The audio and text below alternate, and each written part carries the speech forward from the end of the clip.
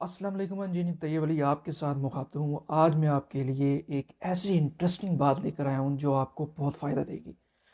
हम अपना घर बनाने के लिए ईंटों और ब्लॉक्स का इस्तेमाल लाजमी करते हैं और ये वाहिद एक ऐसी आइटम है जो सबसे ज़्यादा इस्तेमाल होती है।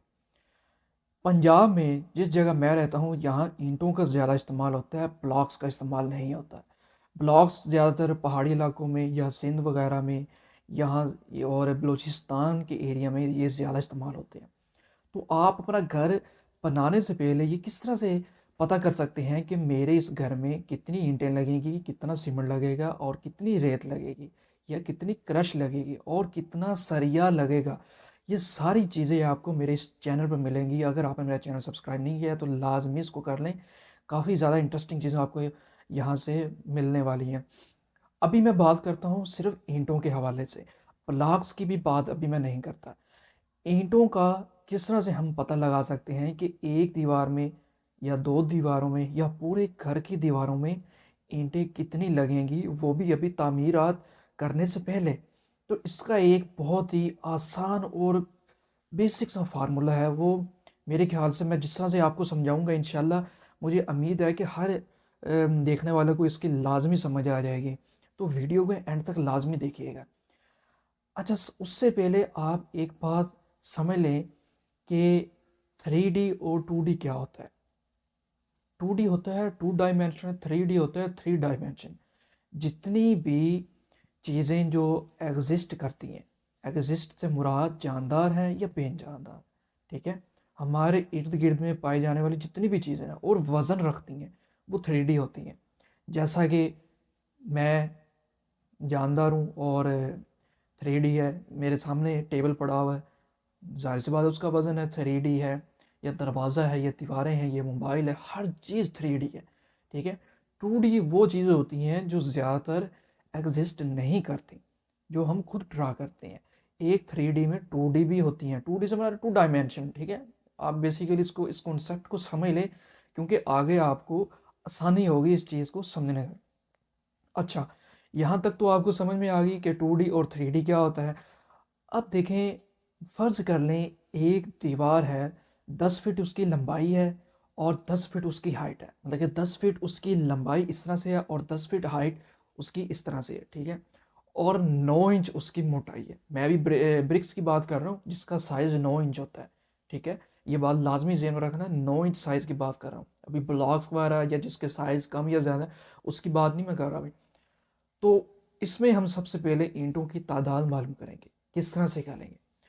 अच्छा, एक चीज़ और पहले समझ लें, एसएफटी और सीएफटी क्या होता है। एसएफटी होता है स्क्वायर फीट, ये बेसिकली रकबे की इकाई है, ठीक है।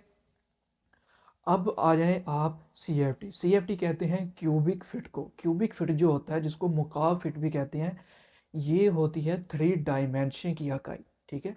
जो 3D होती है, तीन पैमाइशों वाली चीज़ों को 3D कहा जाता है। दोबारा से आपको बता रहा हूँ। अच्छा, अब होता क्या है कि 3D डायमेंशन में और 2D डायमेंशन में क्या फ़र्क है। 2D डायमेंशन जो होती है उसमें हम लंबाई चौड़ाई ये दो चीज़ें जब हम इसको मल्टीप्लाई करते हैं तो हमारे पास स्क्वायर फिट में आंसर आता है। बहुत सारी ऐसी चीज़ें हैं जो मार्केट में हम लेने जाते हैं तो वो हमें स्क्वायर फिट के हिसाब से मिलती हैं। हमने फ़र्ज़ करें अगर किसी को मैंने ये पेंट करवाने का, दीवारें पेंट करवाने का, अगर किसी को मैंने कॉन्ट्रैक्ट देना है तो स्क्वायर फिट के हिसाब से दिया जाता है, ठीक है। इसी तरह से बहुत ऐसी चीज़ें हैं जो हम खरीदने जाते हैं तो वो स्क्वायर फिट के हिसाब से मिलती हैं। अब आ जाए जो 3 डायमेंशन चीज़ें होती हैं, उसके बारे में मुकाब फिट की बात कर रहा हूँ अभी। बहुत सारी ऐसी चीज़ें होती हैं जो हमें क्यूबिक फिट में मिलती हैं, मुकाब फिट में। फ़र्ज़ कर लें हम क्रश लेना चाहते हैं, ये बजरी जो होती है, ठीक है। आप ख्वाहिश करते हैं कि वो लेना चाहते हैं, हम बाज़ार में जाते हैं तो उसको कहते हैं कि भाई हमें 1 फीट 10 फीट 100 फीट हमें क्रश दे दें। तो वो 1 फीट आपको लंबाई से मैयर करके नहीं देता, उसके पास एक बॉक्स पड़ा होता है। बॉक्स जो होता है वो 1 फीट उसकी लंबाई होती है, 1 फुट उसकी चौड़ाई होती है और 1 फुट उसकी हाइट होती है। तो बेसिकली जब 1 × 1 × 1 होता है तो ये 1 CFT बन जाता है। मुझे उम्मीद है कि इस बात की आपको समझ आ रही होगी कि मुकाब फिट और स्क्वायर फिट के बारे में। अब आ जाए दीवार में ईंटें निकालने का जो तरीका है। ईंटें निकालने के लिए आप इस तरह से, मैंने जो आपको पहले मिसाल दी है कि 10 फीट 10 फीट और 9 इंच ये आपकी दीवार है, ये मेरे एग्जाम्पल के तौर पे ली है, आप जितनी मर्जी लेंथ की दीवारें ले सकते हैं। आपने इन तीनों चीज़ों को मल्टीप्लाई कर लेना है, दीवार की लंबाई, दीवार की चौड़ाई और दीवार की हाइट। इसका आंसर जो आएगा वो आपके पास आएगा मुकाब फिट में। जब मैं 10 ज़रब 10 ज़रब 9 इंच को करता हूँ, अच्छा 9 इंच को आपने फिट बना लेना, 9 को आपने 12 पे डिवाइड कर लेना, तो ये आंसर आपका 0.75 आएगा। आपका आंसर जो क्यूबिक फिट में आएगा वो आएगा 75 CFT। ठीक है, अब इस वैल्यू को एक साइड पे कर दें। अब देखें, एक फिट में, एक क्यूबिक फिट में 13.5 ईंटें लगती हैं। कितनी लगती हैं? 13.5। और 100 CFT में कितनी लगती हैं? 1350 ईंटें।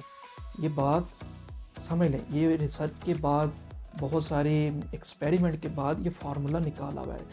वो ईंटें जिसका साइज़ 9 इंच है वो 100 CFT में 1350 ईंटें लगती हैं। अगर इस तरह आपको समझ नहीं आ रही तो कोई इशू नहीं है, आप इस तरह से समझ लें कि 1 CFT में 13.5 ईंटें लगती हैं। ठीक है, अब आपने क्या करना है, जो आपने एक दीवार का आंसर निकाला था, मैंने 75, आप अपनी दीवार के हिसाब से निकाल सकते हैं, उसको मल्टीप्लाई कर देना है आपने 13.50 से। 13.50 क्या है? वही 13.5 ईंटें। ठीक है, जब आप इसको मल्टीप्लाई करेंगे तो ये आंसर आपका 1000 के करीब आएगा, 1012 13 के करीब आएगा। ये कितनी, ये आपकी ईंटों की तादाद है। कितना आसान है, देखें, इसमें कोई मुश्किल नहीं है। बहुत सारी चीज़ें जो होती हैं वो आप खुद कैलकुलेट कर सकते हैं। 1350 ईंटें 100 CFT में लगती हैं। ठीक है, अगर इस तरह से याद नहीं आ रहा तो ये याद कर लें कि 13.5 ईंटें लगती हैं 1 CFT में। तो मैं उम्मीद कर रहा हूँ इंशाल्लाह मेरी ये छोटी सी वीडियो आपको लाजमी पसंद आई होगी। अगर आपको ये वाकई में नॉलेज अच्छा लगा है, आपका फ़ायदा हुआ है, तो चैनल को सब्सक्राइब कर दें, लाइक और शेयर भी कर दें। Thank you so much.